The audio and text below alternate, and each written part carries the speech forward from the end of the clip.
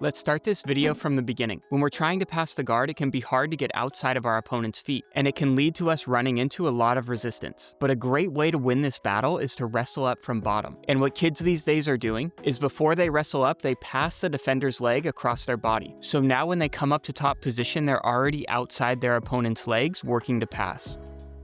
Here we can see the guard player has a standard X guard, but he passes the leg over into what I've heard called Ushiro X guard. So now when he wrestles up to take top position, he's already outside the feet and he's working to pass. Here we can see a few examples of Dante Leon playing from Ushiro X guard and implementing the same strategy. This obviously works well with outside camping, and I'm working on that video now, so be sure to subscribe so you don't miss that. But just to highlight a couple points, when we're trying to get outside the legs, our opponent can look to high leg over, and this can be a good time to transition into under the legs passing and switch sides. But when we do, they're gonna look to invert their knee to frame against us. And the way we deal with this is... we'll save it for next time. This next thing I didn't think about too much until my conversation with Joseph and Dima. You see, Joseph has had 2 matches with arguably the scariest grappler alive, Mateusz Szczecinski. And in the first match, Mateusz broke Joseph's left foot in a little over 30 seconds. And this seems to be a common theme for Mateusz. Mateusz goes for his shotgun Aoki lock on his opponent's left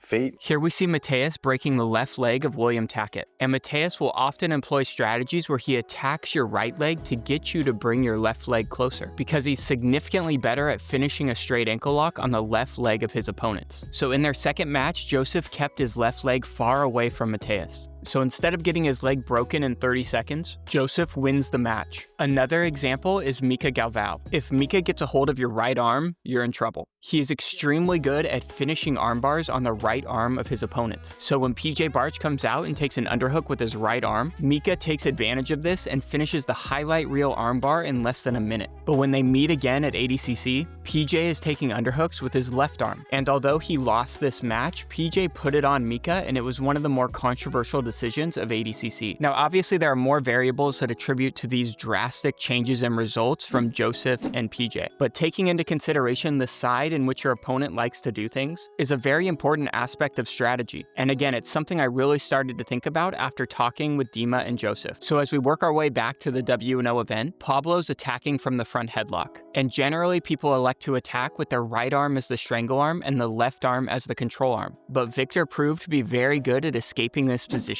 The second time they land in the front headlock, Victor escapes. The third time they land in the front headlock, Victor escapes. The fourth time they land in the front headlock, Victor escapes. But on the 5th time, now Pablo's left arm is the strangle arm and the right arm is his control arm. Now, of course, there could be an element of fatigue here at play, but Victor's escapes are not nearly as effective from the other side, and Pablo locks up the anaconda. Now, to defend, Victor is trying to throw his own back to the mat to get to a more standard anaconda finishing position, where the attacker's lock is on the top side, and we can use standard escapes like maybe connecting our own hands and extending our elbows to break the grip of the attacker and escape. But Pablo forces Victor into uncharted territory, forcing him to his other hip where now his grip is down by the floor. In the words of Greg Sodders, this is how we can start to present novelty to our opponent, by avoiding the sides that they're comfortable with and using finishing mechanics that may be considered unconventional. Speaking of finishing mechanics, if we're looking to finish a heel hook, we can do so with what's called a lateral finish, where we hold the foot in place and the primary braking force comes from us putting pressure on their knee. Or we can do so with a rotational finish,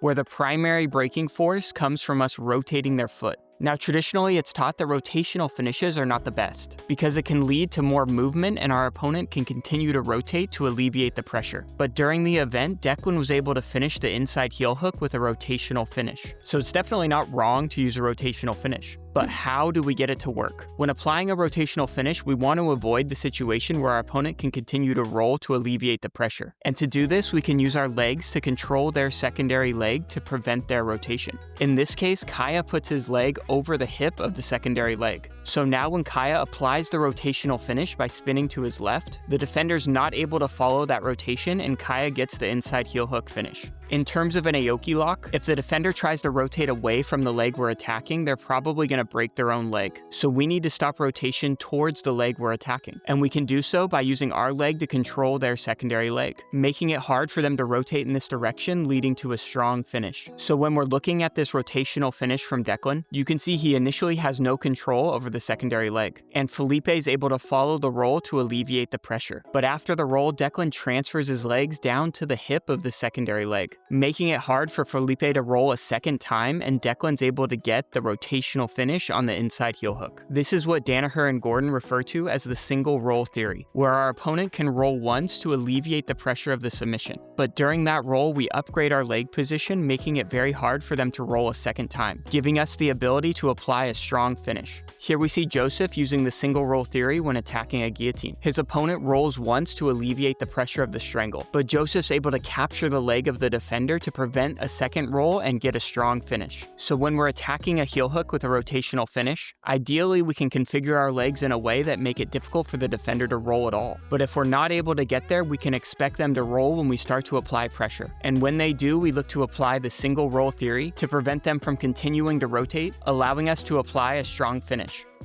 Now, just like we talked about with the Anaconda, people are often taught how to defend it when the grip is facing the ceiling. But if we put our grip towards the mat, it can throw our opponent a bit of novelty that they're not used to defending, and it can lead to us getting a finish. In the same vein, because lateral finishes are so popular, people are often very good at defending them. Here we see Max Hansen gets heel exposure and is working for the lateral finish, but the defender uses their secondary leg to heel slip and defend. But by understanding how to be effective using a rotational finish, we can throw a bit of novelty at our opponent that can lead to us getting the submission. Now, I was actually planning on releasing a video today talking about different ways of interacting with your opponent's secondary leg to improve your leg locks, but I ended up releasing this WNO analysis instead. So I think my plan right now is to release that leg lock video in a couple weeks, followed by an outside camping video. But don't hold me to it because we have the UFC show as well as another IEGA event, and if I feel like I have something interesting to say, I'll probably make another video breaking down these events. But since the leg lock video is already ready to go, I went ahead and put it on the Outlier database so members can get a sneak peek. And if you're not familiar with the Outlier database, it's a website I made to help myself and other nerds study jiu-jitsu more effectively. If you think it's for you, the link is right here, and happy studying.